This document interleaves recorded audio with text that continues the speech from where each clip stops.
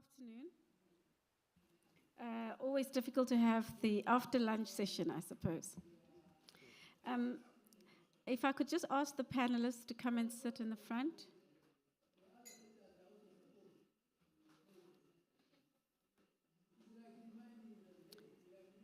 We are missing Desigan.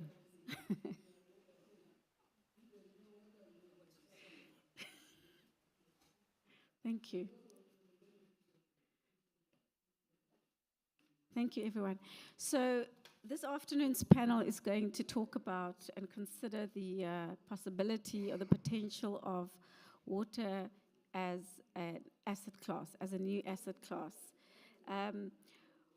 We all know that adequate and affordable water is vital for economic growth and poverty alleviation. We've got about 2.3 billion people in the world that lived in water-restricted countries. So water and climate are inextricably linked, and nations across the world are set to experience 40% of shortfall of water by 2030, especially in our development countries, and as a consequence of climate change. It's important that we adopt a sustainable management system, which is key to building resilient water infrastructure and ecosystems in societies. Water is an economic enabler. Businesses close down if they do not have water security. So it's important that we, for economic recovery and growth, that we have dedicated investment into water infrastructure assets. Public sector funding is limited, it's not enough, it's subsidized, and it hasn't created assets that are attractive enough for private investors to invest in the way these have been structured. So as a consequence, we need private sector investment, and today we're going to talk about quite a few interesting case studies, both in South Africa and parts of the continent, where we've adopted new financial instruments that we believe successfully create a new asset class in water. We've got an esteemed panel of speakers today that's going to engage in the subject. I see Desigans on the podium, so I hope it doesn't become too controversial. Being a fellow South African, we know Desigan quite well. So it's going to be important for this conversation that we address a number of challenges. In particular, the one is what are the barriers and challenges for water as a new asset class? Secondly, understanding the significance of climate resilience in the context of water scarcity. Thirdly, also understanding what partnerships mean in the context of creating new asset classes and catalyzing private sector as well as public sector funding for PPPs or PSPs or whatever other acronyms mean that we are collaborating together from both a public and private sector space. And lastly, also learning from each other in terms of examples in other countries by other institutions, both private and government, in bringing these to market. Before we get into the detail of these discussions, we do have a video that we'd like to flight. This is about a program that is a sub-program of a national water program that was developed by the Development Bank of Southern Africa, which really covers a number of challenges and interventions in the water ecosystem. The program was actually endorsed by the Department of Water and Sanitation, and very recently we have established a water programs office which is responsible for procuring water infrastructure on the basis of these programs. The first of these to be implemented is the water reuse program. Again, we could only do this with the assistance, the partnership, the collaboration, and the support of both the DWS, the Department of Water and Sanitation, as well as the GCF, a great supporter in helping us with concessional funding, both from a project preparation perspective as well as the capital asset. I would like us to flight the video first, and then we'll start our panel discussion.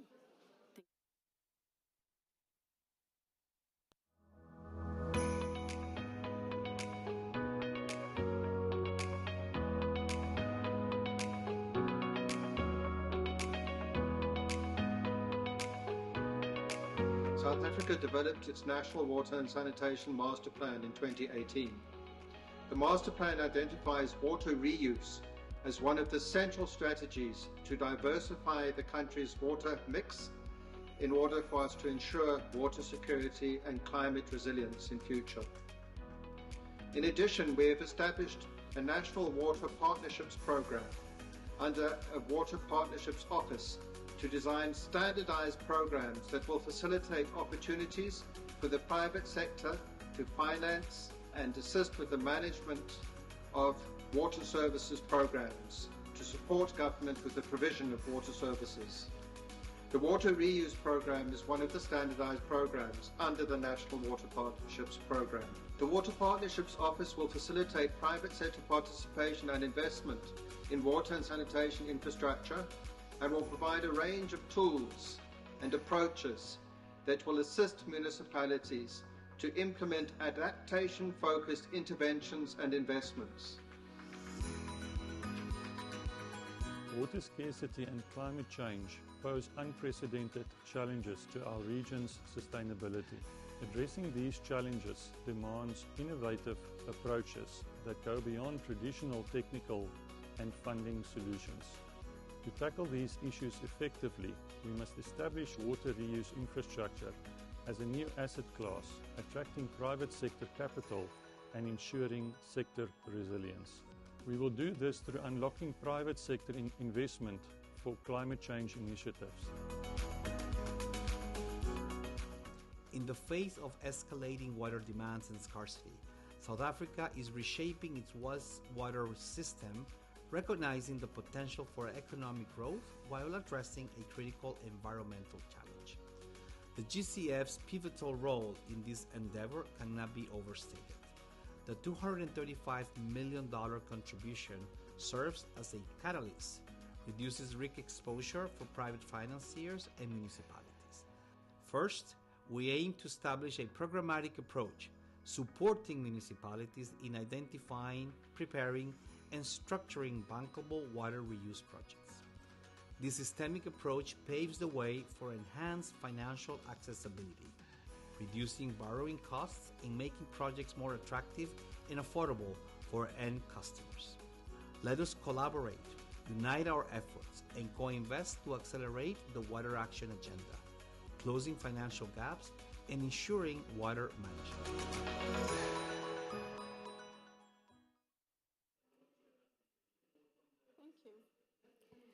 Thank you very much. Thanks for your patience. I think this is a great segue into the discussion with our first panelist, Dr. Sahid Mohammed, who's also from the DBSA and a colleague of mine.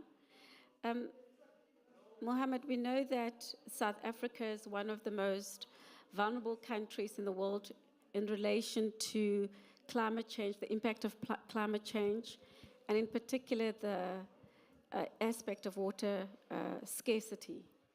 I believe that by 2030 we are set to have a shortfall of almost 17% of our water requirements. So on that note, perhaps you could tell us a little bit more, firstly, having gotten to this agreement and the structure with GCF, tell us a bit about the main characteristics of treating water as a new asset class in the context of the water reuse program in particular, and possibly how this structure ensures public sector participants, local municipalities are not left out and do not carry a disproportionate share of the risks. We know that we currently have concerns with the creditworthiness of municipalities in South Africa and the deteriorated economic conditions. So could you please just set us off on this discussion? Thank you. Thank you so much, Catherine. I'll try and be the voice of the Water Partnerships Office. It would be ideal to have the head of the office here, but unfortunately he could not attend COP, so I'll do my best. So I think, as you might have seen from the video, this particular program responds to water scarcity in South Africa. It was designed specifically as a climate adaptation intervention with the focus on drought-stricken areas of South Africa and supporting municipalities in that regard. And as you might have seen from the introductory video, the intention is to crowd in private sector. And how do we do that? We do that by providing blended finance. So we blend concessional finance from the likes of the Green Climate Fund and blend it with other sources, including funds from DFIs and, of course, commercial banks, asset managers, pension funds. And we believe that this blended approach, which uses credit enhancement instruments, is one mechanism of crowding in private sector and creating this new asset class. I think other aspects of the program, which we also believe would strengthen our ability to attract private sector, is the fact that it's a program. It's a programmatic approach. We're trying to create a standardized approach to how we prepare projects, standardized approach in terms of the agreements, the contractual agreements, the procurement process. So a lot of municipalities require assistance in that regard, and having this programmatic approach, would go a long way to assist, especially your under-resourced municipalities. So by establishing an office with expertise and providing various types of support to municipalities, we believe, this is another factor that could influence or attract a private sector to come on board. We also believe that, this approach would offer acceptable returns, but at the same time, remain in line with our SDG goals. And so it's finding that balance between financial returns and, of course, the significant adaptation impact we envisage with this particular program. So, Catherine, in terms of the risk and ensuring that we don't, put undue risk on municipalities, the way the blended finance model would work is we will use an independent blended capital facilitator that would actually do the blending. So it's completely independent. There would not be any bias towards any specific funder.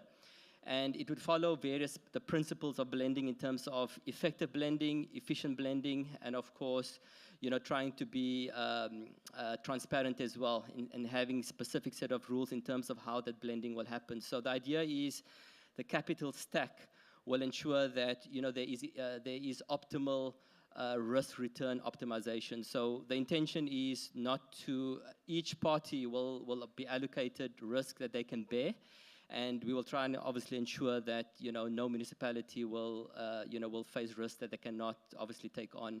So I think just that those three principles are in terms of how the blending will happen, and using this independent capital facilitator, blended capital facilitator, I believe, would certainly ensure we mitigate against, that particular scenario. I think one other thing just to mention is this was the largest adaptation investment from the Green Climate Fund. At the time, I'm not too sure whether they've made any investment since July. A significant component goes towards project preparation. So private sector, they want well-packaged projects. They want bankable projects. So $35 million out of the GCF commitment would go towards project preparation, preparing those projects, as well as undertaking detailed climate vulnerability assessment. So we want to only fund projects that have a very strong climate rationale. So part of the project prep would also go towards those analysis, and qualifying municipalities, can then hopefully access the subsequent funding for implementation. Thanks. Thank you very much. Thanks for providing that insight. Also, I think the one thing that's important to mention that's come through in previous discussions is the role of municipalities in terms of capacitating municipalities, and I believe that facility is also supposed to help municipalities build their own capacity going forward. Thank you, Mohammed. What I haven't done is make sure that everyone introduces themselves when they start responding to our questions. So maybe you could just, in under 30 seconds, Mohammed, tell us who you are. Okay, so I'm a climate change specialist in the Climate and Environmental Finance Unit at DBSA, and my role is to kind of oversee the work we do with the Green Climate Fund, as well as other UNFCCC mechanisms, including the Global Environmental Facility, which we are accredited to as well. Thank you, Mohammed. I think it's probably, at this point, good to go to a sister organization and ask the IFC, and Dr. Katja, if you could introduce yourself, please, and what you do exactly. But ask the IFC, in their experience, what are the key challenges that you have faced to develop and implement similar projects to what's been described, and also the different risk situations and stakeholder engagement that you've had to engage in? What makes these projects bankable or affordable? Yes, thank you so much. That's very good questions and very interesting discussion. And it's wonderful to be here today with such a great esteemed expert panel. My name is Katya Kushnareva, and I'm the Senior Global Advisor to our Global Head on Water, Waste, Circularity in Cities within IFC. As IFC, we are, for those of you who maybe are not so familiar with the architecture of the World Bank entities, we are the private sector arm of the World Bank, and we focus on developing private sector projects and investing in private sector projects. Most recently, we are focusing on water in a completely different way compared to what we have been doing before. So we've actually, since 1994, we've invested 3.5 billion and mobilized in our own account and mobilized financing in the water space and across many projects all around the world. I think what is important to note, right, even though that seems to be a large amount, it doesn't really constitute a significant amount of our infrastructure program. And the logical question is why, right? Because if you look at the figures, at all of the gap numbers that we're hearing, right, we're hearing it goes to trillions. They're always kind of, you have these all big zeros whenever we are talking about SDG 6, and these numbers come up, right? There is a reason for that, as was rightly mentioned before, and the reason is that this is the space where we still see predominantly public sector financing projects. So why is that so difficult for the private sector to come into those projects, even though there are pots of money available from the private sector from different angles, right? And you may argue water sector is quite a stable sector in terms of income, in terms of resilience, but the issues that we face, right, is that they are very multifaceted. First of all, in light of the climate crisis that we all are evidencing, we need to look at water as a new class of asset that goes cross-sector. It goes basically across all the SDGs. From where we are coming from, it affects irrigation, it affects food security, it affects all our new initiatives, you can talk about hydrogen, you can talk about anything, water will be involved. And we will not reach the emission targets without acting on the water crisis as well.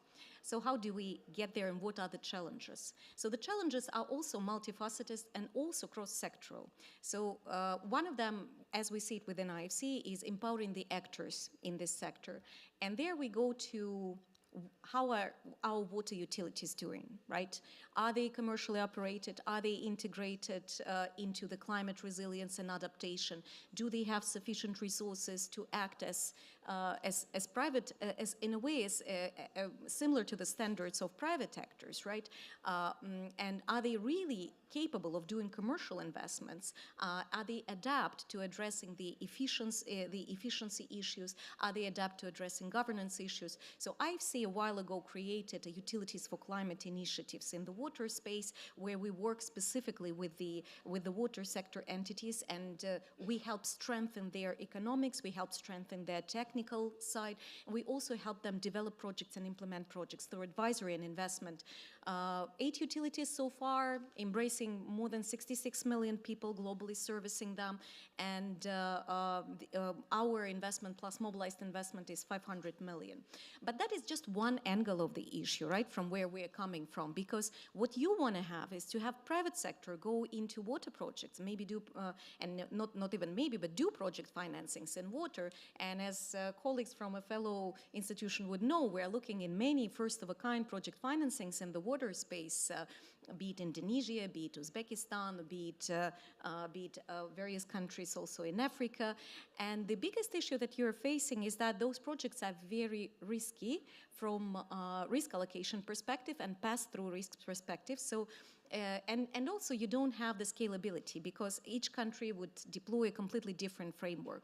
So that requires quite a bit of effort, and that requires an effort on regulatory side. So we have to implement robust PPP frameworks. We also have to think about new models for water financing, like hybrid annuity models for PPPs. So your regular PPPs that would be used in energy sector, transport sector, would not necessarily work in the water sector. So we use the hybrid annuity model in the Clean Ganga project, and that was a very interesting one because there, again, it was kind of about the blending public sector resources and private sector resources, and private sector was recouping the construction costs, 40% of the construction cost upon completion of the construction, with the rest being paid during the O&M period, but linked to indicators. And here, let me go to the next very important thing, because when it comes to financing, right, and we talk a lot about only 3% being used for climate financing on water, and we all know the gaps and the numbers, but the thing is, it's not about the quantity, it's about the outcome-oriented financing. So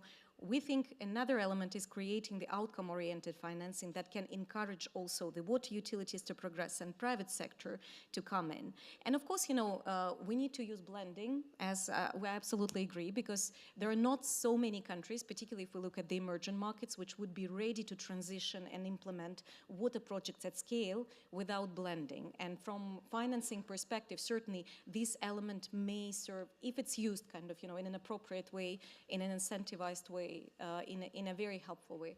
And of course, the last bit probably, which comes on the regulatory side, we also need to be mindful that we have a lot of subsidies in the water sector that are not really working efficiently. And as Dr. Ngozi mentioned in the panel of the Global Water Commission, she said that actually we have 200 billion of inefficient subsidies in water that potentially can be repurposed and used for blending resources and for other resources. So to the extent we can de-risk those projects, to the extent we can collaborate with the regulators to also adjust environments, and we can act as financiers together to find ways to implement the projects and make them bankable, we will see an interest from different types of investors. We'll see interest from investors of strategic caliber, because so far, we were just discussing this in another panel, yeah, and that so far these investors are really kind of, are really looking very carefully at the risk and returns. And the risks are kind of, are higher than returns. So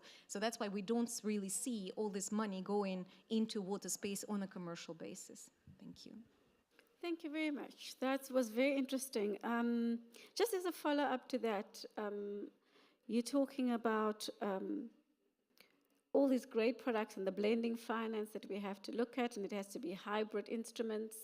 What is your role specifically as the IFC to support those projects from actually taking off? Besides, obviously, coming up with the financial engineering that you spoke about, what other support would you say you would provide in those jurisdictions that we are referring to that are a little bit more difficult to fund? Yeah, absolutely. That's a very good question. So we are working with the utilities on the advisory side. So we help them design the projects to make them climate resilient through utilities for water. But we're also financing water projects. So we work with developers, private sector developers, joint partnerships between private sector and public sector developers. We finance the PPP structures. We finance the wastewater, water desalination projects, all types. We are across all the water chain, basically, when we're looking at potentially financing options. And also, we have an advisory part that designs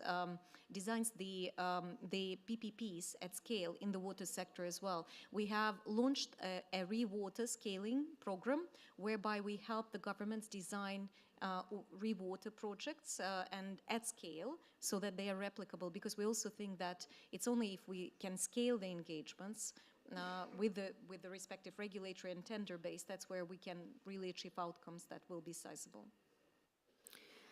Thank you very much. I wanted to go towards our asset managers and investors, and more in particular to yourself, Dr. Altamirano. Is it Monica? Can I call you Monica? Monica, so for an asset manager, what are the core characteristics you would look for in an asset, and how involved are you in that, in the engineering of that? Being an asset manager, you tend to be more in the secondary market, I think, but you could correct us and tell us where you get involved and when, And also more specifically, what makes water assets investable for your clients? Provide us some insight on maybe technology or scale or financial instruments, if you could. Thank you very much. Maybe I'd like to start telling a little bit about water equity and how we also are in the impact investing world. So we're the first asset manager created around 6 years ago, focused exclusively on water and sanitation for emerging economies, which is our founder, Gary White, and Matt Demo say that's like suspension of disbelief, because it's not the best sector maybe to be in from a return perspective.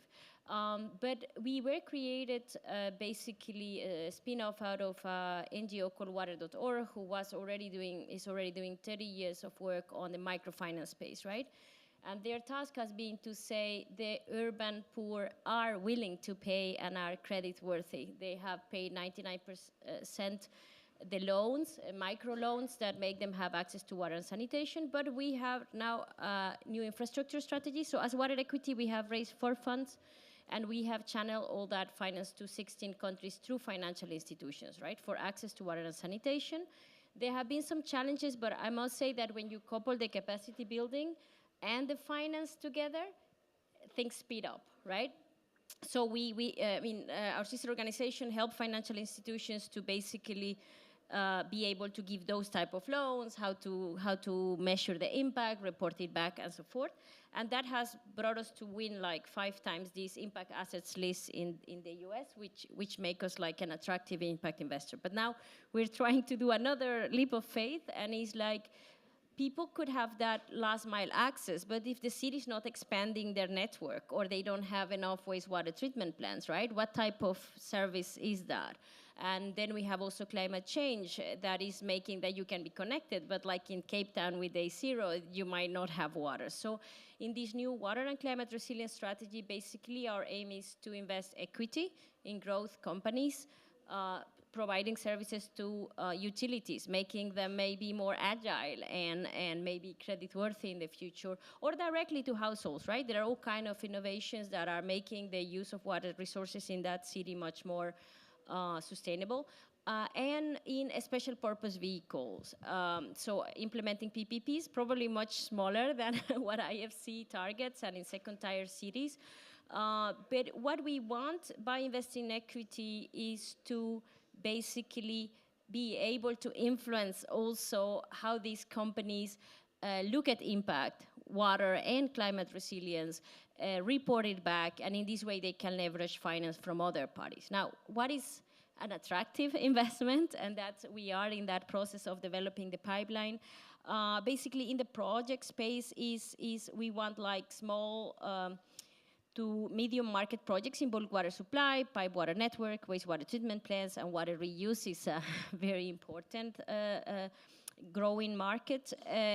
But of course, we want them to have a robust revenue model, being a proven operating partner, right? The developers that we would partner with, attractive project debt financing options for them. They should have an anchor tenant, low counterpart risk, which is very difficult, but okay, that's part of the wish list, and inflation-linked tariff. And that's in the project side. In the growth companies, we would like them to have proven technologies, right? And business models that show that can be financially sustainable. And that's a challenge, because we find quite some companies, but they might be having finance from CSR, which is not maybe the most, in the long term, the most sustainable. So we are also helping them transition through technical assistance from our sister organization. We want an experienced managed team and access to local working capital and significant growth potential. And there is also sometimes a problem, mostly because some of these companies in the water sector might have difficulty protecting, for example, the ownership of that technology. So then it's difficult to see how somebody else will not be able to offer the same service and help them grow. So yeah, that's what we basically are targeting and we are doing. I don't know actually if I have answered all your questions. Please feel free to like state again what I didn't answer. you've led me to ask another question, actually. So you said you look at small and medium projects, and we know that projects, irrespective of the size, requires the same due diligence, effort, and sometimes cost. So why are you focused on that market? Yeah, I mean, that has to do with our mandate. So at the end, we are impact investor focused on, we're targeting the traditionally underserved groups and communities. So it's one of our criteria to invest that this should be targeted to those people who normally, who are very vulnerable to climate change and have historically not have access. So it's sounds like an impossible, but that's the reason why we're looking at those sizes. It will be more costly, but we're trying to find ways to basically be able to cover those costs, because our intention is actually, as Water Equity, we were created to show the way and try to bring capital markets to be part of the equation, right, on solving the water and sanitation crisis. So we believe that once we have demonstrated that these projects and companies can be creditworthy, as the urban poor we have demonstrated that they can repay those microloans, then we're opening the gateway for much more capital to come. I must confess that we're quite lucky in a sense that we have found a new category of investors, apart from family offices and others, that are corporates who have water pledges, and they need to deliver also on water and sanitation, they need to deliver on replenishment of basins. And so they are a new type of investor, which actually is something that is happening more and more now, that investors will, it's not CSR money, but it's from their balance sheet, right? Because they want also to report from there. So they bring in a new logic and are very part of the expansion of our impact framework, because they want to report by every quarter almost, like how much they have delivered on more people having access to water and sanitation, or mitigating the impact of water scarcity in the basins they operate, or also reducing pollution of freshwater bodies. You seem puzzled, but happy. No, I'm actually quite excited about what I'm listening to, because it means that even for us back home, approaching corporates to engage on this, and not just for their own consumption, but as part of their own reporting requirements and their own pledges, they can actually make a difference, you know, in a major way. So no, I'm not puzzled. I'm excited, and the wheels are turning. Thank you very much, Monica. On this note, it's probably an opportune time to speak to you, Rachel, around the work that you do at the EBRD. Please introduce us properly to who you are, what you do, and where you fit in an organization and into this discussion. Great, thank you. I'm Rachel Barza. I'm lead for climate adaptation and nature finance at the bank in our climate strategy and delivery group. So working across all sectors, but obviously water is a very big one. And I'm really glad to be here today. I'm part of this conversation because EBRD, as a privately sector-focused organization similar to IFC, has often thought about our investment in water as something that we do for the enabling purposes, just as you mentioned, that we need water to have industry, and that's why we do it. But increasingly, we see this opportunity to promote private sector investment in the sector itself. So looking at our countries of operation, we're looking at Morocco and Tunisia and Egypt within Africa, which are obviously already hugely water stressed and will be increasingly in future. But we also operate in Central Asia, which has a very similar set of problems. So we can see that globally, thinking about water as an asset class has potential to really move, to provide solutions in a lot of different contexts facing the same challenges. So when we look at the resilience needs of water, moving away from this question of regulatory requirements and environmental protection, which is why we've often done wastewater investments, we're increasingly seeing this resilience need, this recognition that there's not enough potable or groundwater to last, and that this wastewater we've been treating is itself a valuable asset, that recycle and reuse of this water can reduce pressures on the potable water systems that are needed to provide drinking water and sanitation water for communities.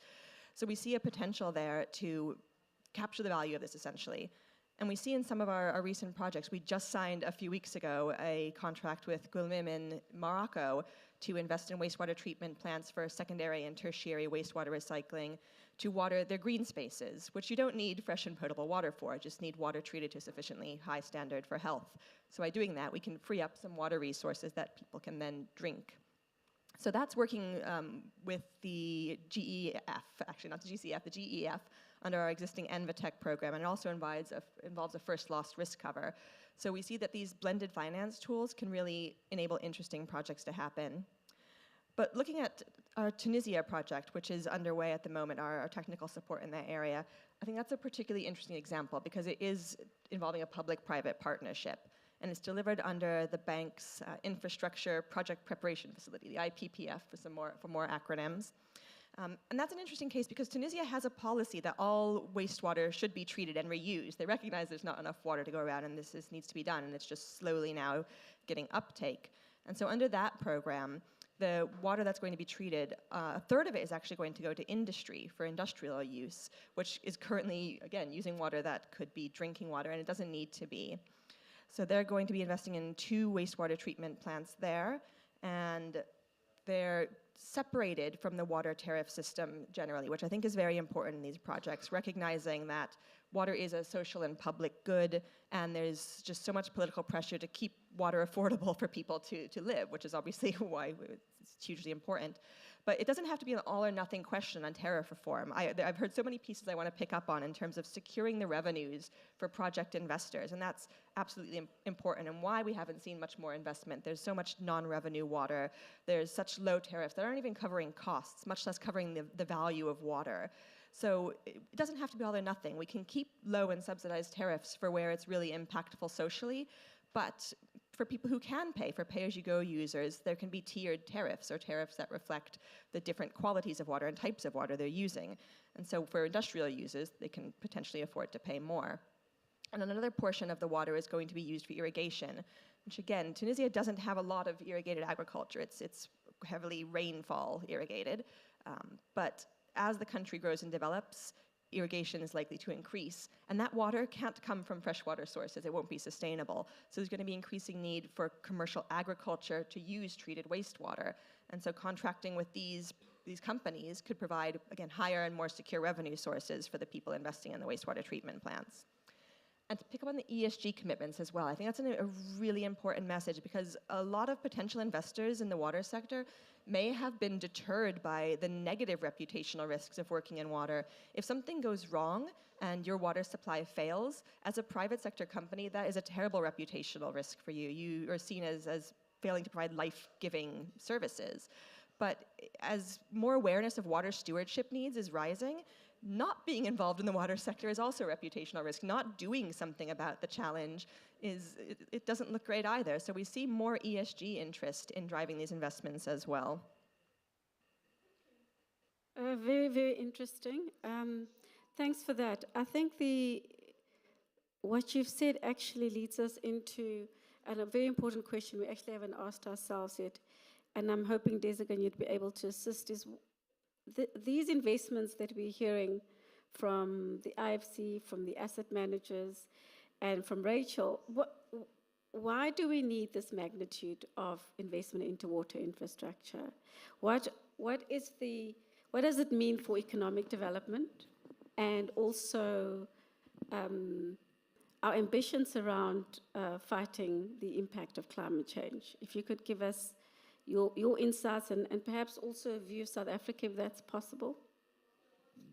Certainly, Catherine. Thank you. Thank you very much. And it's been a privilege to listen to the bankers. I don't often get to do so. And how you're working yourself through this. But let me start with a bit of context. We are at COP. We're a day away, I think, and this is extended, a day away from the final outcomes of the negotiations. And we're all really nervous. So I think the first thing that we need to be blatant about is that it is a matter of priorities. I mean, we have a major nation that has spent something like $80 billion in a war in Europe and a war in the Middle East. And the best they could do was to make a $17.5 million pledge to the Loss and Damage Fund, and then qualified that against the approval from Congress at home. So the issue about priorities, I think, is something we shouldn't duck away from. And in the domain of water, this is equally true. Water has been on the top 10 of the World Economic Forum Global Risk Register now for 13 years consecutively. In one of those years, in 2015, it was actually number 1. So the rate of response really is something that we should ponder about quite deeply. At the same time, I think I have to congratulate the DBSA well, you are Southern African. I think of you as South African. I'm wrong. But the quick response to what the president put out in a SONA in 2020, when he talked about the WPP, the Water Participation Program, and then just 2.5 years later, you actually have a functional water policy office, is a really big deal. I know the responsiveness is noted and the responsiveness is appreciated. So in the context of, one, the criticality of water as the lifeblood of the economy, as a public good, the response rate is less than spectacular in general, in spite of these examples. The second thing that I should put out is that in the low carbon world, with our low carbon aspirations, water is absolutely critical. I mean, water has the ability to take us deeply into a maladaptation path on the one hand, and on the other hand, it's one of the easiest sectors to organize to drive the transformation to a low carbon economy. And we simply have to organize ourselves to be able to tap into what is already inside the system, usually with very small amounts of finance compared to the numbers that you usually talk about, to have a catalytic effect on the system. And let me talk to some of those examples. One, we are now at a space in the world where the science has been done on new sanitation, on non-sewage sanitation. We have demonstrators all over the world now at the beginning of the Bill and Melinda Gates Foundation Reinvent the Toilet program, but many others have come into the space since then. We do not have one scale-up example anywhere in the world of something that would be completely transformative around water needs in the system, as well as organizing to mitigate the carbon emissions towards the kind of budgets that we are talking to. And this is absolutely critical. The issue around the diversification of water, and it's exciting to note that the DBSA has chosen water reuse as its flagship starting point, around this diversification ensuring the water security in the system is really critical. I mean, we talk about the droughts in various parts of the world. I'm always quite amazed that although we had 4 years of consecutive drought throughout South Africa, the only place spoken about is Cape Town. It was much worse in other places. But this is a phenomenon that is repeating itself all over the continent, all over the world. Extreme weather events, pretty similar. So this whole notion around moving this transformation in a really, really critical space, absolutely key. Let me make a last point, and then we can get more deeply into the conversations, is that there are big interventions and there are small interventions. And we have mega interventions, for example, around investing in the next generation of wastewater treatment plants, which will actually be energy positive plants. We will get energy from our wastewater treatment plants as a mechanism for closing the cycle. We have huge possibilities around harvesting inline energy from pipelines. And this is a major, major source that will organize for energy security and water security simultaneously. But at the other end of this, and I have to admit being a bit surprised, where a development bank has been primary around this, has been adventurous around this, and you were going to have Oswald on the panel, so let me say something on his behalf. Around community-level water interventions that the AFDB has been responsible in piloting. One is multi-use systems at community level, organizing for local control, locally managed, and largely locally built multi-use systems for local water security. It's absolutely remarkable. And the couple of places these are working around the continent, and now in some places around the world, because IMI, the International Water Management Institute, has taken this model to other continents, is really, really remarkable around local water security. The second example is around how to organize for water and sanitation to be a viable economic enterprise for people. And the best example I know, also sponsored by the African Development Bank, has been what we at home in South Africa call social innovation. And this is around developing a business model on how to treat waste, human waste, in a decentralized way at local level with beneficiated products that are getting local women in particular into the revenue stream, building up local economies. And so if you take both ends of that spectrum and you start knitting it together, the possibilities are really good.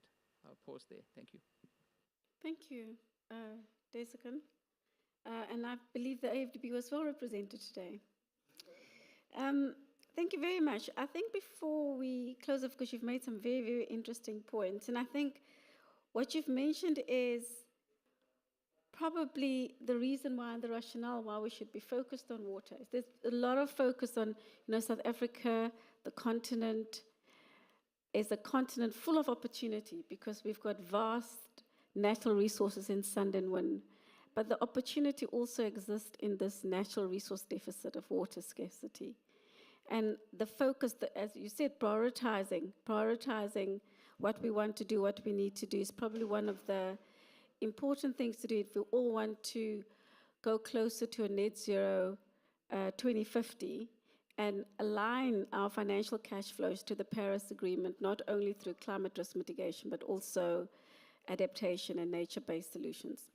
So I'm going to ask you all sort of a final question, which is, having listened to each other, because I've got a few fantastic buzzwords, but having listened to each other, what do you respectively think is the biggest challenge that we have to turn into an opportunity for creating water or establishing water as a new asset class?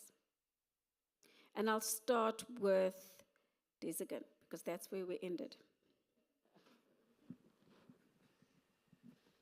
Well, as a water person of many decades, I am constantly amazed at how difficult other people find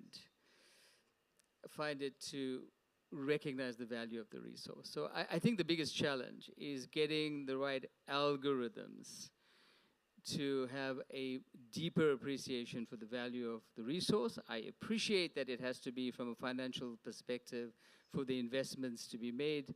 So maybe the crux is what Mohammed spoke about earlier, is building up the investment case for participation. Rachel? I think mine's not terribly glamorous, but the paperwork, reducing the paperwork.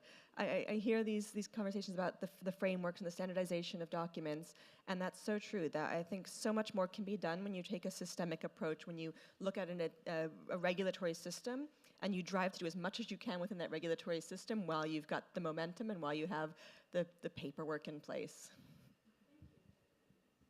You're my kind of person. You must be a lawyer.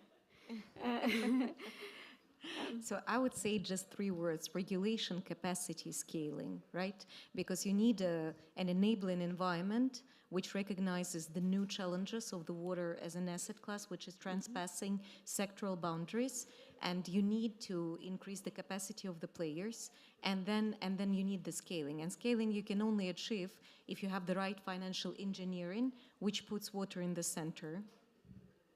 Thank you.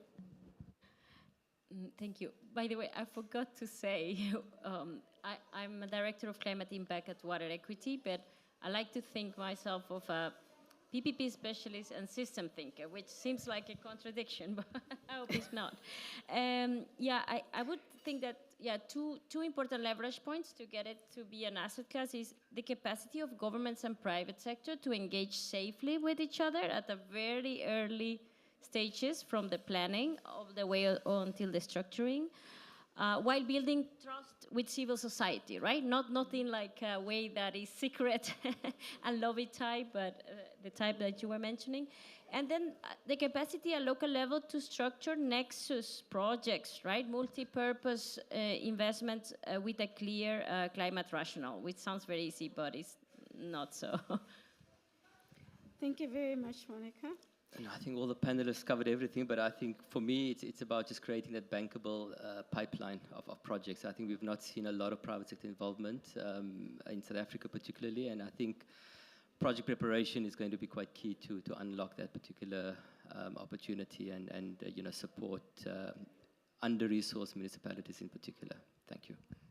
Thank you, Mohammed. I think I'll keep my job for a bit longer after that input. I would like to open up the floor to questions, if any. The gentleman at the back. Thank you. My name is Kulegani Mate from Business Unity South Africa. So I'm interested in, from the Development Bank, how you account for the governance stroke political risk in appraising these projects, because there's a whole lot of volatility in local government these days. Even some of the stable municipalities could overnight be run by coalitions and therefore very unstable on the one hand. On the other hand, of course, we know that their balance sheets are very weak, so they can't really repay. But related to that, and I think for me more importantly, is the fact that the user pay principle in South Africa has been violated with the assistance of government.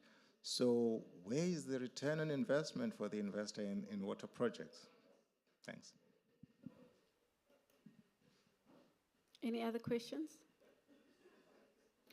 So that question went to Development Bank of South Africa, Southern Africa, but I guess if everyone on the panel also has ideas on how it's done locally, please add.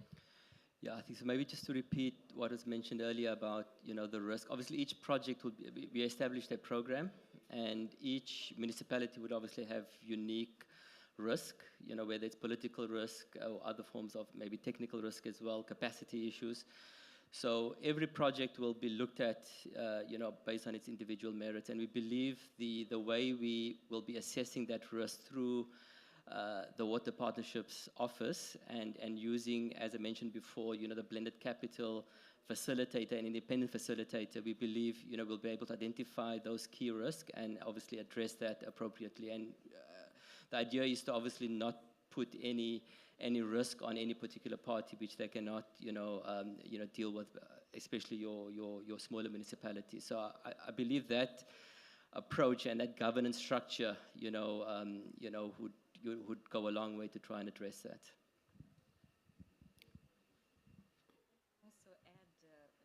Also add, just because I think it's not unique, and in all of the markets where we operate, because there is a very large presence of public sector in water. In PPPs, we always face situations, right, when you have a grantor that is a public party, and the way you can manage political risks is by having from the outset a very fair risk allocation between the public sector and the private sector. It's in a way a game plan. What is a concession? A good concession is a game plan where every party knows what happens, right? And that can't be overrun, because concessions go 20, even 30, even 35 years, in some countries. And then you need a game plan that's going to work, right? So that, for example, if there is an event that is politically driven, if there is a political force majeure, if there is a breach by a public party, regardless of who is in the cabinet, there are rules set out in the concession as to what's going to happen. And there is stability for the investors to know that they're going to be compensated if they are out,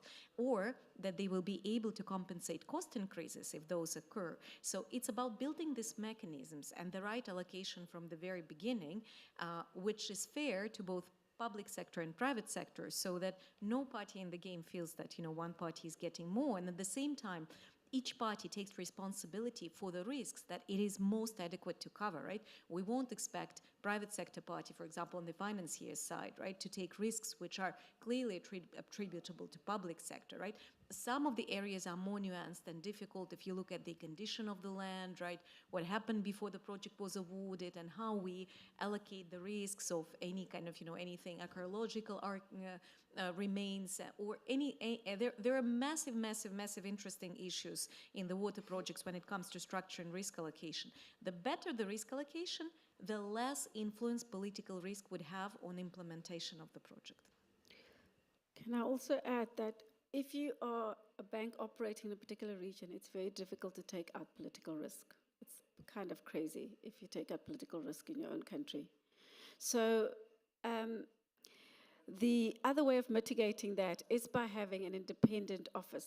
And that is what was created through, for instance, the IPP office or the WPO, the Water Programs Office, where they are an office that's almost an island between their sponsor, which is the government sponsor. In the WPO's case, it's actually DWS, Department of Water and Sanitation. So that office follows all the policy and mandate from the department, but in terms of how they procure,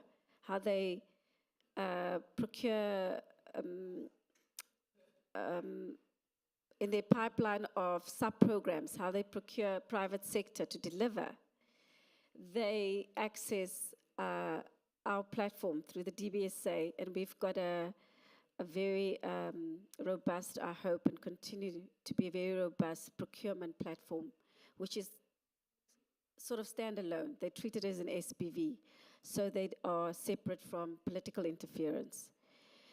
So that's one way of mitigating, but I understand your question. We also have construction mafia and many other things in South Africa that we have to contend with. So I hope that helps.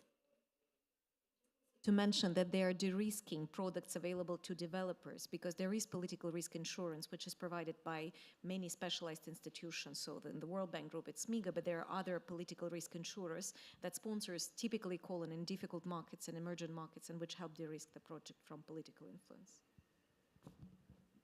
Thank you. Any more questions? Yes. Is your question answered? You look very skeptical. He does. He does. He does, doesn't he? Look. Let's see if we can be a little bit more convincing.